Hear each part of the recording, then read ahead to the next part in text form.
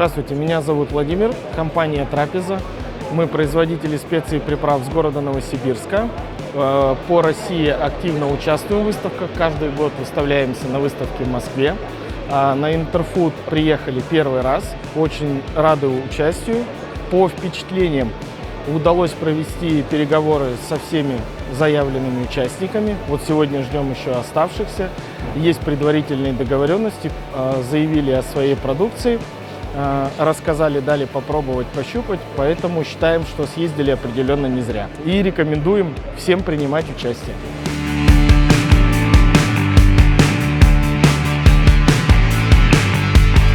Выставка оказалась еще очень результативной, потому что мы нашли потенциальных дистрибьюторов, партнеров, с которыми надеемся заключить договора и контракты. Поэтому по возвращению в Республику Беларусь проработаем все контакты, которые получили, и выберем наилучший вариант и для потенциального партнера, и для нас. Поэтому в скором времени, надеемся, вы все сможете покупать нашу замечательную продукцию у себя на рынке.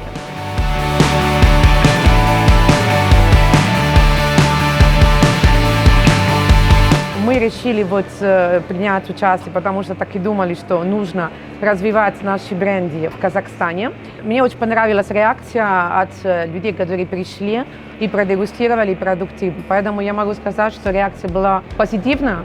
То есть наши продукты понравились. Поэтому для нас это витрина, это welcome to Kazakhstan. И я очень рада, что все прошло, как я ожидала. И это первый раз, но не последний.